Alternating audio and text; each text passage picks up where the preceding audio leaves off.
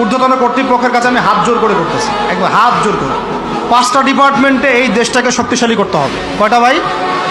1 নম্বর শিক্ষা, 1 নম্বর প্রত্যেক মুসলমানকে কোরআন এবং সুন্নাহর শিক্ষায় শিক্ষিত করতে হবে। আমি অন্য ধর্ম নিয়ে কথা বলছি না, তাদের মতো দিন পালন করুন। লাকুম দীনুকুম ওয়ালিয়া দিন, লাকুম দীনুকুম ওয়ালিয়া দিন। তারা তাদের ধর্ম পালন করে করুক, আমাদের কোনো মাথা ব্যথা নাই। প্রত্যেক মুসলমানের বাচ্চাকে কোরআন সুন্নাহর শিক্ষায় শিক্ষিত করতে হবে এবং একই সাথে এই যুগকে চ্যালেঞ্জ করার জন্য যত সাবজেক্ট দরকার সব সাবজেক্ট আমাদেরকে শিখতে হবে ইনশাআল্লাহ। একমুখী শিক্ষা না, দ্বিমুখী শিক্ষার মেরুকরণ না, একদম দ্বিমুখী শিক্ষাকে একমুখী করে একটা কম্বাইন্ড এডুকেশন সিস্টেম চালু করতে হবে। যদি আপনারা না পারেন আমাকে দায়িত্ব দেন, আমাদেরকে বলেন যে ভাই বা ছোট ভাই, তোমাকে আমি 1 বছর সময় দিলাম, শিক্ষার বিষয়গুলো গোছায় দাও। বিনা পারিশ্রমিকে ইনশাল্লাহ করে দেব, কোনো সমস্যা। 1 টাকাও দিতে হবে না, জাস্ট একটা চেয়ার টেবিল দেন, 100 জন আলেম দেন, 100 জন বুদ্ধিজীবী দেন, গড়ে দিব ইনশাআল্লাহ। তা প্লে গ্রুপ থেকে মাস্টার্স পর্যন্ত আমাদের ছেলেমেয়েরা এমন শিক্ষায় শিক্ষিত হবে যেটাকে শরীফের গল্প শেখাবে না ইনশাআল্লাহ। বরং আমার ছেলে পাইলটও হবে, বিমানও চালাবে, আমার ছেলে ইনশাআল্লাহ হাফেজে করানো হবে ইনশাআল্লাহ। আমার মেয়ে ডক্টরও হবে ইনশাআল্লাহ, আমার মেয়ে আয়েশা রাদিয়াল্লাহু আনহার মতো মুহাদ্দিসও হবে ইনশাআল্লাহ। আমাদের এক ভাই সে রাজনীতিবিদও হবে ইনশাআল্লাহ, জুমার খুতবাও দিতে পারবে ইনশাআল্লাহ। আল্লাহর কসম করে বলতেছি, এমন শিক্ষা চালু করা সম্ভব। শুধু আপনারা যদি একটু সৎসাহস দেখান, একটু উদ্যোগ গ্রহণ করেন, আল্লাহ পাক বহুত আজর দিবেন আপনাদেরকে। আল্লাহ পাক এই ওসিলায় আপনাদের সব গুনাহ মাফ করে জান্নাতও দিতে পারেন। আল্লাহর রাস্তায় আল্লাহর দিকে ফিরে আসেন। আমি আপনাদের সবচেয়ে শ্রেষ্ঠ বন্ধু, আমাকে শত্রু মনে করেন না। ইউসুফ আলাইহিস সালাম এক পর্যায়ে বলেছিলেন যে আমি যোগ্য, আমাকে দায়িত্ব দেন। মনে আছে আপনাদের? যখন সমাজে দুর্ভিক্ষের স্বপ্ন দেখলেন রাজা, রাজদরবারে গিয়ে তিনি বললেন যে দেখেন, আপনার স্বপ্নটা এমনি এমনি স্বপ্ন না, 7 বছর এখানে ফসল ফলবে, 7 বছর দুর্ভিক্ষ হবে। যদি আপনি আমাকে দায়িত্ব দেন, আমি ইনশাআল্লাহ এমন একটা অর্থ ব্যবস্থা প্রণয়ন করব যে ইনশাআল্লাহ এই দুর্ভিক্ষের কবল থেকে মানুষ বেঁচে যাবে। মানুষ বাঁচে নাই। ওখানে এখানে প্রমাণ হয় একটা জিনিস, যখন দায়িত্ব নেয়ার যোগ্য কেউ দেখা যায় না, তখন যোগ্যদেরকে কথা বলতে হয়। যোগ্যদেরকে কি করতে হয়? কথা বলতে হয়। এখন দায়িত্ব দেখতেছেন না কাদের হাতে? একটা লোক, যে ব্যক্তি আল্লাহর অস্তিত্বেই বিশ্বাস করে না, সে কিতাব লিখতেছে, ওই কিতাব আমাদের সন্তান পড়তেছে। আমি নাম মেনশন করতে যাচ্ছি না। কিছু মানুষ যারা আল্লাহর অস্তিত্বেই বিশ্বাস করে না, তারা মনে করে মহাবিশ্ব সৃষ্টি হয়েছে বিগ ব্যাং থেকে, আল্লাহ সৃষ্টি করে নাই। ও ডিপার্টমেন্ট অফ হেড হয়ে বসে আছে ওখানে। আজকে ট্রান্সজেন্ডার ইস্যু আসছে জন্য আপনারা নড়েচড়ে বসতেছেন না। শিক্ষার যে দশা চলতেছে, আমরা ভয় করি যে আজকে থেকে 10 বছর যদি এমনভাবে চলতে থাকে, আল্লাহ মাফ করুক, আমার আশঙ্কা একটা প্রজন্ম গড়ে উঠবে, জীবনে বাপকে তো সালাম দিবেই না, সালাম কেমন করে শুদ্ধ করে দিতে হয় সেটাও শিখবে না কখনো। ওই দিন যদি আপনারা দেখতে না চান, এখনই ব্যবস্থা গ্রহণ করেন। আমাদের কাছে ব্যবস্থা গ্রহণ করার কোনো ক্ষমতা নাই, ক্ষমতা আপনাদের হাতে আছে। আপনারা যদি এই ক্ষমতাকে আল্লাহর দিকে, আল্লাহর সন্তুষ্টির জন্য ব্যবহার করেন, আল্লাহ আপনাদেরকে আরো বড় করবে ইনশাআল্লাহ।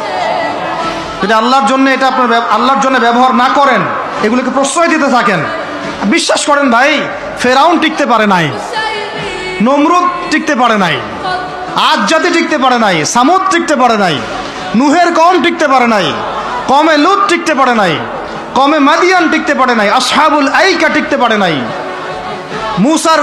মুসার কম বানু ইসরাইল টিকতে পারে নাই। আমরা কোন ক্ষেত কি মূলা? আমরা কোত্থেকে আসলাম? আমরা এগুলো চালায় যাবার আল্লাহ পাক আমাদেরকে একদম জান্নাতুল ফেরদৌস দিবেন এমনটা মনে করছেন? হাদিস কত চমৎকার, কত সুন্দর হাদিস। লাউ ইয়াহদি আল্লাহু বিকা রাজুলান ওয়াহিদান খায়রুল লাকা মিন হুমুরিন নাম। তোমার দ্বারা যদি একটা মানুষও আল্লাহর দিকে ফিরে আসে, আল্লাহওয়ালা হয়ে যায়, লাল উট কুরবানি করার চেয়ে বেশি নেকির কাজ।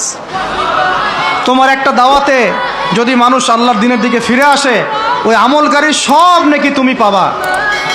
যদি একজন সৎ নেতা দাঁড়ায় যায় বলে যে আমরা প্রাইমারি লেভেলেই ক্লাস 1 থেকে 5 পর্যন্ত যে সময়টুকু এই সময়টুকুর মধ্যে আমাদের বাচ্চাদেরকে কোরআন তেলাওয়াত করা বাধ্যতামূলক করে দিলাম, সিলেবাসভুক্ত করে দিলাম, ওই নেতার উপর আল্লাহ রহম করবে ইনশাআল্লাহ। সেই নেতা কোথায়, কে আছে সেই সাহসী নেতা?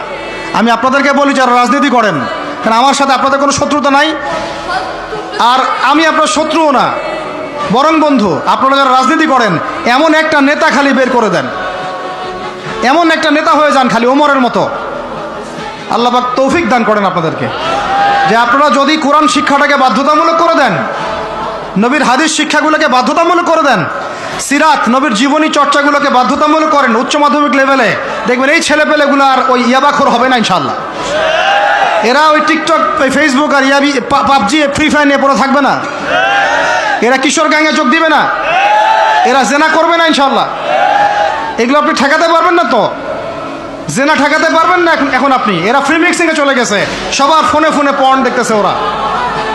ওরা বাচ্চাদেরকে ধরে ধরে রেপ করতেছে। এখন ছেলে মেয়ের আদমশুমারি যদি করতে পারেন, একটা কুমারিত্ব শুমারি করে দেখেন, 18 বছরের কম কত মেয়ের সতীত্ব নাই, 21 বছরের কম কত ছেলে সতীত্ব নাই, আপনি টেস্ট করে দেখতে পারবেন। এই হলো সমাজের অবস্থা। এখন চলতেছে সমকামিতা, সমকামিতা। আল্লাহর লুতের গজব নেমে আসবে, লুত আলাইহিস সালামের কওমের গজব নেমে আসতে পারে। আল্লাহ হেফাজত করেন আমাদেরকে। সমকামিতা বৈধ করে গিলিয়ে খাওয়ার জন্য ট্রান্সজেন্ডার চালু করতেছে এরা। ছেলে বাইর থেকে ছেলে, মনে মনে মেয়ে, মনটা চায় ছেলের সাথে যৌন সম্পর্ক করতে, নাউজুবিল্লাহ। অথচ বাইর থেকে একটা ছেলে। সমস্যাটা মানসিক না? 3 দিন টানা সকাল বিকাল কারেন্ট শর্ট দেন মাঠের মধ্যে, সব সমস্যা ঠিক হয়ে যাবে ইনশাআল্লাহ। 3 দিন, বাস 3 দিন থেরাপি দেন, ঠিক হয়ে যাবে। এগুলো প্রমোট করতেছে মিডিয়াতে বিভিন্ন নাটক দেখাচ্ছে, এগুলো দিয়ে ফেসবুকে এরকম ক্লিপ দেখানো হচ্ছে, মানুষ লিখতেছে, অধিকার চাচ্ছে। কোন যুগে আসলাম রে ভাই? আমরা কোন যুগে আসলাম? আল্লাহ রাব্বুল আলামিন আমাদের সবাইকে হেদায়েত দান করেন, অন্যায়ের প্রতিবাদ করার তৌফিক দান করেন। আমি আমাদের ঊর্ধ্বতন কর্তৃপক্ষকে বিনয়ের সাথে অনুরোধ করব, এইগুলোর পিছনে যারা এজেন্ডা বাস্তবায়ন করতেছে সবগুলোকে ধরে ভিতরে ঢুকাই দেন একেবারে। 7 দিন রিমান্ডে রাখেন, ঠিক হয়ে যাবে ইনশাআল্লাহ। আপনারা খালি দাড়ি টুপি পাগড়ি জুব্বা দেখলেই সন্ত্রাসী মনে করেন? এরা তো স্পষ্ট সংস্কৃতির সন্ত্রাস, স্পষ্ট শিক্ষা সন্ত্রাস। আমাদের ছেলেপেলেদেরকে ছেলে জেনা করানোর দিকে নিয়ে যাচ্ছে এরা। কালকে যদি আপনার ছেলে একটা ছেলেকে বিয়ে করে, আপনি খুশি হবেন? আস্তাগফিরুল্লাহ, নাউজুবিল্লাহ। আল্লাহ পাক আমাদেরকে হেফাজত করেন, আল্লাহ পাক আমাদেরকে মাফ করেন। আপনার মেয়ে যদি কালকে একটা মেয়েকে বিয়ে করে নিয়ে আসে, আপনি সমাজে মুখ দেখাবেন কিভাবে? তো এগুলো এখন যদি না থামাই, তাহলে কখন থামাবেন? ওই যে বললাম, সুদ যখন চালু হয়েছিল আমরা সবাই কিন্তু প্রতিবাদ করি নাই। এখন সবাই সুদখোর হয়ে যাচ্ছে দিন দিন। আমরা যে অনেকে তাহাজ্জুদ পড়ি, করে কান্নাকাটি করি, আল্লাহ দোয়া কবুল করো, এইটা করো সেইটা করো। দেখেন দোয়ার বেশিরভাগই কবুল হয়। কেন হবে? অর্থনৈতিক জীবনে তো সুদ খাচ্ছি, আমি ঘুষ খাচ্ছি, দুর্নীতি করতেছি, হারাম খাচ্ছি, পণ্যে ভেজাল দিচ্ছি। আল্লাহ পাক আমাদের সবার রিজিককে হালাল করার তৌফিক দান করেন। অতএব আমি 5টা কথা বলছি, 5টা ডিপার্টমেন্টে এই জাতিটাকে শক্তিশালী করতে হবে। আল্লাহ পাক তৌফিক দান করেন। 1 নাম্বার শিক্ষা। 1 নাম্বার কি ভাই? এমন কোন শিক্ষা? শুধু একমুখী না, দ্বিমুখী শিক্ষার সমন্বয়। কোনটা? কোরআন সুন্নাহও থাকবে, আবার জেনারেল শিক্ষাও থাকবে। আল্লাহ পাক তৌফিক এনায়েত করেন, আমিন।